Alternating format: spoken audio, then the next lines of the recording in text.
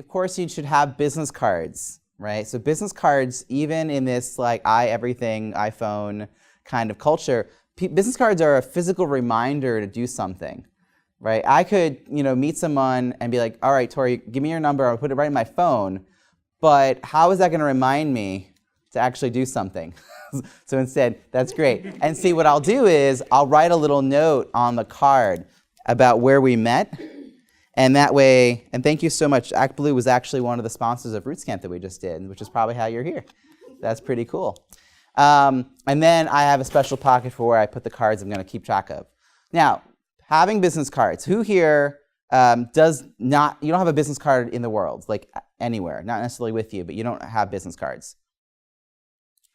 Okay, so if that could be true. And then there are some of you that have business cards for your work, but maybe you have some other passion. Maybe you work with a chorus or some sort of group or organization, right? Or you do tutoring on the side, and you're constantly looking for scraps of paper to tell people about that. So you really need a card for those things too. So my website, robbiesamuels.com, I actually have a Vistaprint link so you can get money off your first order. So even without that link, honestly, it's like $20, invest. If you have design skills, design something. If not, go on their website. They'll help you do it. And you can get like 250 cards, which is probably more than enough to get you started. So just think about that, because the days of going to the bar and asking for a matchbook to write someone's number down are long gone. Does anyone know why?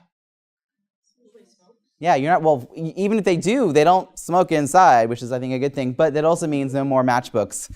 And if you write your information down on a cocktail napkin, you're essentially saying, here, throw this away when you get home, right? Because it looks like garbage. It doesn't look important.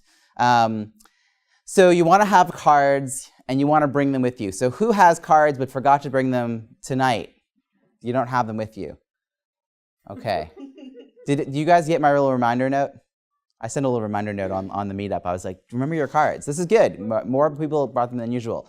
So, okay, so there's having the cards. They're having them with you. So some of you keep your cards in your bag, and then you're going to get up, and you're going to leave your bag at your chair, and you're going to be mingling. And then you're going to meet someone, and you're going to be like, oh, let me get you my card. Hold on a second. Now imagine this was a much more crowded room. What's the possibility of you saying to me, okay, be right back, go through the crowd to your bag, and then come back, and I'm still just standing here a few minutes later, right? So you want to have them, and you want to have them on you. Now, how many people here are left-handed? So we fight for rights, but not for lefts. Have you noticed that? Yeah, you have noticed that, Audrey. So because even left-handed people are going to shake with their right hand, you want to have your cards reachable with your right hand. And so I keep them here in the back, and then what I can do is that I can say, well, here's my Socializing for Justice card, but then maybe I want to give you my work card. Oh, did you want a SoJust card? So here you go. So this is the SoJust card, and then So you have different business cards in that? I have 2 different kinds of business cards. This is like a little magic trick. You're supposed to applause, right? Thank you very much. So, right, it's about having them and having them on you. And so this is just like a simple little business card holder. The trick is that you actually don't overstuff it. And before you leave the house, you loosen the card a little bit just so you know you can pull it out, because you're going to be holding your drink with your left hand, right? And because otherwise you are going to shake hands with someone with a cold, wet hand. So that's not probably a good idea. So you want to do that. And if you are going to put it in your bag, you still want to have some sort of business card holder, because otherwise it will float to the bottom of your bag. And just think about what's in the bottom of your bag, right? Like, it's not pretty. And when you dig the card out, and that's the other thing, you meet someone and you're like, oh, hold on a second, let me get you my card. Wait, can you hold that?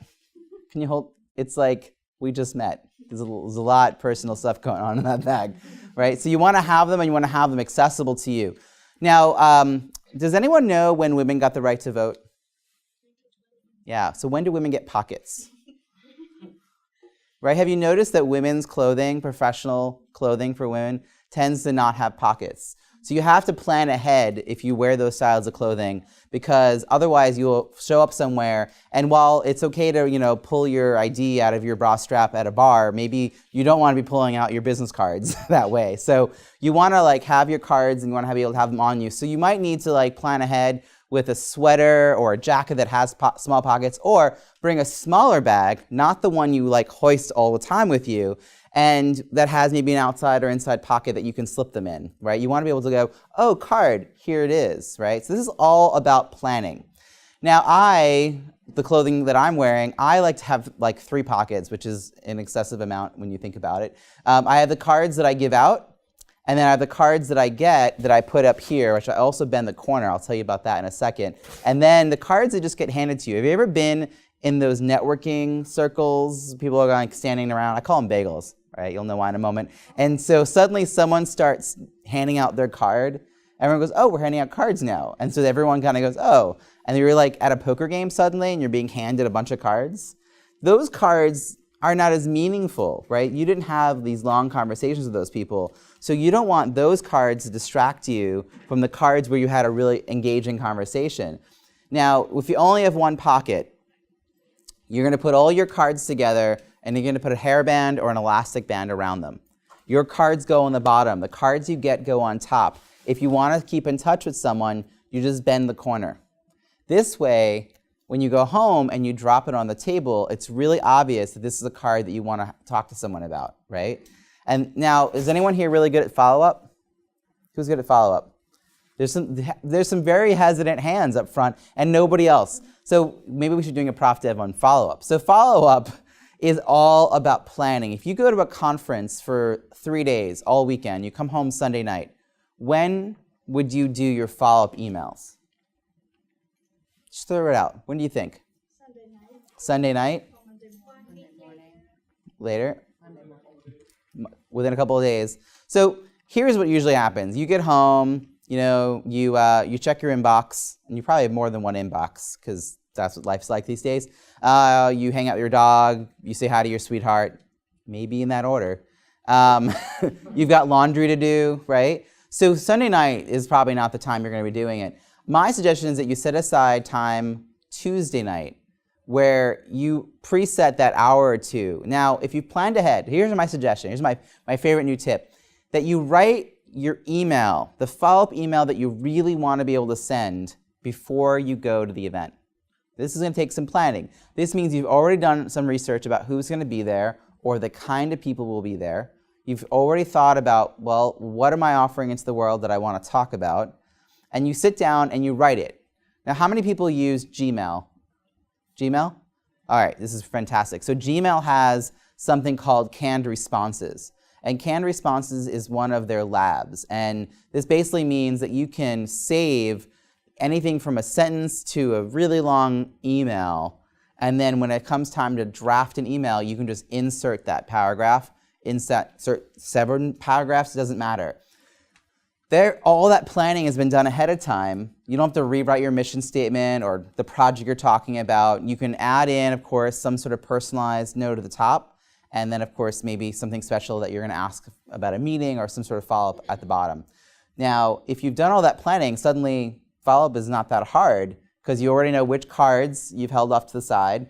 And I think it's really important to have a pen. Right? You saw that I took the pen out, I immediately wrote down Soja so that I can refer back to this and know where we had met. Now, pens are good for a lot of other reasons. There's all kinds of ways when you're having a conversation, you might think, oh, you know what, give me your card, I will share that website with you. Or give me your card, I'm gonna send you that resource or introduce you to that friend, right? Now, because people are so bad at follow-up, if you actually take the card and take out a pen and write a little note on it, you're giving them that little bit of hope that you might actually do it, right? But also pens are useful because sometimes people need a pen and they don't have one. And in this iPhone, iPad, everything culture, people like pens with a good click, so you can just give them a pen. But you want to make sure you still have a pen on you, even though you might be giving away a pen. Make sure you still have a pen that you might want to give out to someone else, right? You think like 2 or 3 pens? So just make sure you still have a pen. So it's important. And now, does anyone here do fundraising? A little bit. A little bit of fundraising. So fundraising is all about listening. It's about looking for information about people's capacity and interests. So you wouldn't want to, in front of somebody, jot down information about their capacity, like where their kids are going to school or where they vacationed.